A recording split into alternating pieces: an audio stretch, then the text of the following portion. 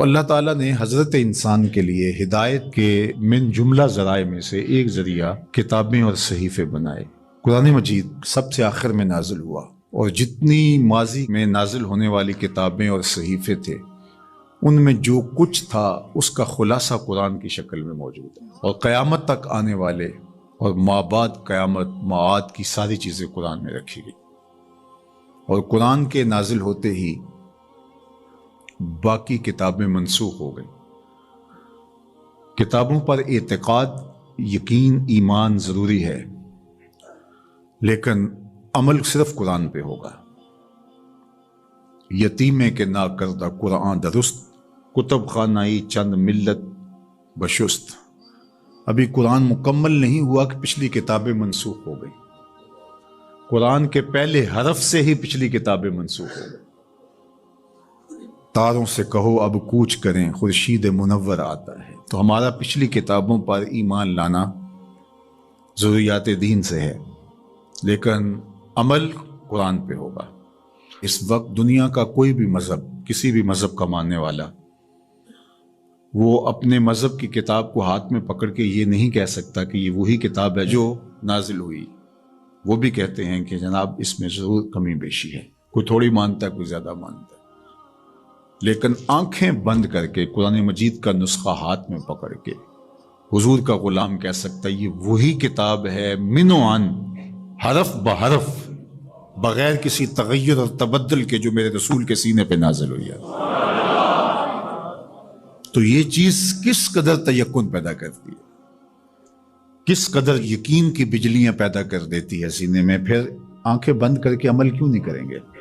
کتاب پر ایمان لانے کا مطلب پوری کتاب پر ایمان لانا، اس کے تقاضوں پر ایمان لانا، اس کے احکام کو ماننا، اور اس کے نواہی سے اجتناب کرنا، یہ تقاضا ہے اس ایمان کا۔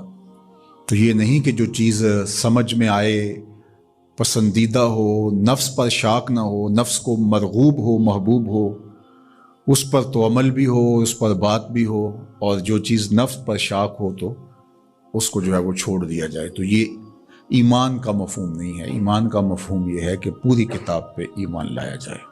اور جبریل امین حضور کے قلب اطہر پر القاء کیا ہے قرآن کو، حضور کی زبان پہ نہیں اترا، حضور کے دل پہ اترا ہے۔ بلکہ جب حضور کے قلب اطہر پر قرآن اترتا تو آقا کریم جلدی جلدی اس کو زبان پہ لاتے، تو آواز آئی لا تحرک بہ لسانک لتعجل بہ۔ اللہ اکبر، محبوب جلدی نہ کیجئے، جس رب نے قلب میں اتارا ہے وہ زبان پر بھی لے آئے گا۔ تو وہ حرف و صوت سے مرکب نہیں تھا، وہ ایک کیا اس کے لیے لفظ کہیں، چونکہ یہاں لفظ بھی دم توڑتے ہیں، یہاں حرف بھی سوختہ پا ہیں، جہاں تخیل کا مرغ عقل بھی تھک کے گر جاتا ہے۔ وہ جانے اور وہ جانے کیسے دیا ملائے اعلیٰ میں۔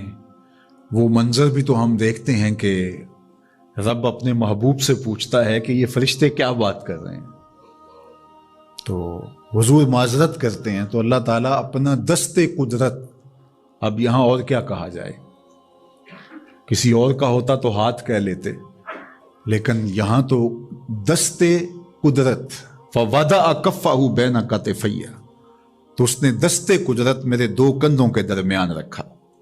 تو پھر کیا ہوا، دست قدرت یہاں آیا، ٹھنڈ میرے سینے میں پڑ گئی۔ اللہ اکبر، فعلمت ما فی السماوات والارض، تو پھر کوئی کائنات کی چیز رہی نہ جو میرے سینے میں ڈال نہ دی گئی ہو۔ تو یہ ایک اور کیفیت ہے، اس کو آپ اس تدریس سے، یہ جو پھٹی کے ایک طرف استاد ہوتا ہے اور دوسری طرف شاگرد ہوتا ہے، درمیان میں نصاب پڑھا ہوتا ہے، ایک یہ ہے، یہ طریق ہے، یہ بھی درست ہے، اس کا انکار نہیں ہے، لیکن یہ کیفیت اور ہے۔ ابسط ردا کا یا ابا ہریرہ، ابو ہریرہ کہا حضور مسئلہ بہت ہے، بہت کچھ سنتا ہوں، پتہ نہیں جاتا کہاں ہے، کہا چادر بچھاؤ۔ اللہ اکبر، مسئلہ کیا ہے مجھے یاد نہیں رہتا، کہا چادر بچھا لو۔ ابو ہریرہ رضی اللہ تعالیٰ عنہ چادر بچھا لیتے، حضور ایسے کچھ بھرا اور ایسے ڈال دیا، کہا اس کو سمیٹ لے اور سینے سے جوڑ لے۔ حضرت ابو ہریرہ فرماتے ہیں اس کے بعد میں بھولا نہیں ہوں۔ تو وہ کیا ڈالا تھا جو ایسے ڈالا تھا؟ اللہ اکبر، تو یہ ساری چیزیں صوت و آہنگ سے جڑی نہیں ہوتی، کچھ چیزیں نظروں سے بھی پلائی جاتی ہیں، اور وہ صفحہ و کرتاس پہ نہیں لکھی جاتی، وہ لوح دل پہ لکھی جاتی ہیں۔